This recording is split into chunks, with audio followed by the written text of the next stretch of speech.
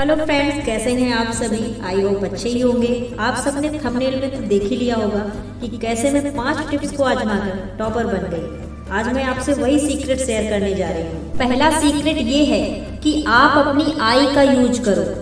आप कितनी देर तक किसी चीज पर कंसंट्रेशन कर पाते हैं, ये क्वेश्चन मैंने 3 सालों में बहुत सारे स्टूडेंट से किया है, जिसमें से 99% लोगों का आंसर ना में आया है। तो कैसे बढ़ाएंगे हम अपनी कंसंट्रेशन पावर को, चलिए जानते हैं। जब कभी भी तुम्हें अपनी पसंदीदा फिल्म देखने का मौका मिल जाता है तो 2-3 घंटे उसी में तुम आंखें गड़ाए बैठे रहते हो। उसी तरह क्रिकेट मैच में खाना पीना छोड़कर एकटक उसे देखते रहते हो। तुम खुद को उसी में लगा देते हो, लेकिन पढ़ाई करते हुए ध्यान बंटने में ज्यादा टाइम नहीं लगता। अगर मीलों दूर म्यूजिक बज रहा हो तो जैसे पढ़ाई में ध्यान हटाने का मौका मिल जाता है, तुम्हारा ध्यान तुरंत पढ़ाई से हट जाता है। सबसे पहली बात आपको समझना होगा कि कंसंट्रेशन का मतलब क्या होता है। इसे समझने के लिए हमें रुचि को अच्छे ढंग से समझना होगा। इमेजिन करो कि तुम्हें पिछली वीक पार्टी के फोटो दिए जाते हैं जिसमें तुम भी थे। तुम उन फोटो में क्या देखोगे? जाहिर है तुम अपनी ही फोटो को देखोगे। ज्यादातर टाइम तुम्हारी रुचि अपने आप को देखने में रहती है। इसका मतलब जिस सब्जेक्ट में तुम ज्यादा रुचि लेते हो उसमें कंसंट्रेशन ज्यादा कर पाते हो।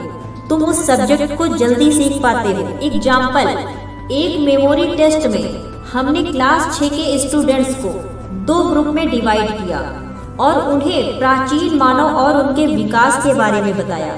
पहले ग्रुप को ये बताया कि प्राचीन मानव गुफा में रहा करते थे।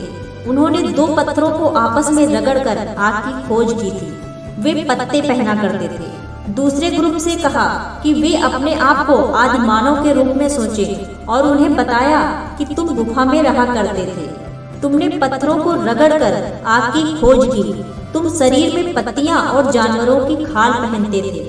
क्या पता चला आपको इससे ये पता चला कि दूसरे ग्रुप के स्टूडेंट्स ने जल्दी पाठ सीखा और 1 साल बाद करीब ठीक उसी ढंग से कहानी को भी दोहराया।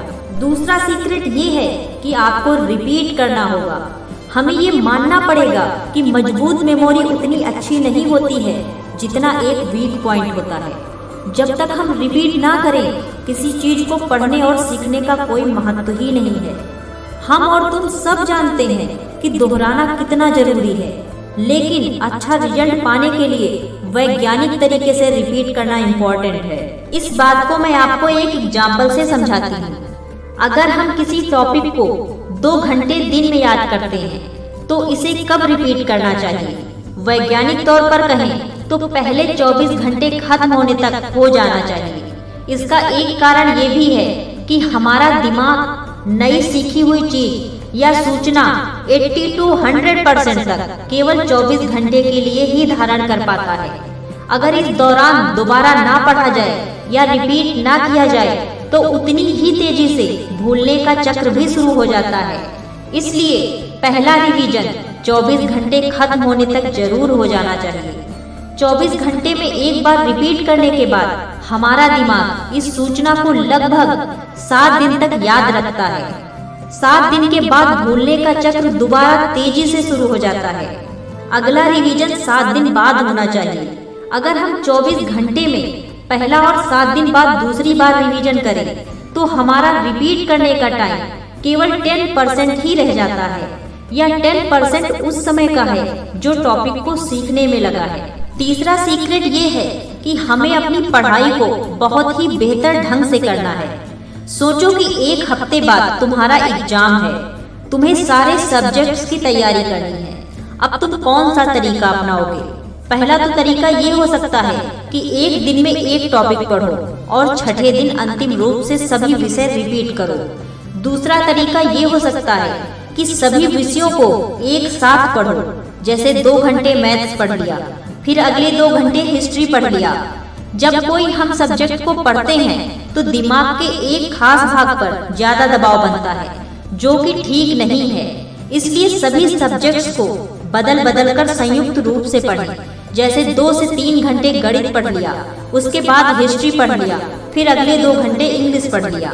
चौथा सीक्रेट है रेस्ट। रेस्ट करना भी उतना ही जरूरी है।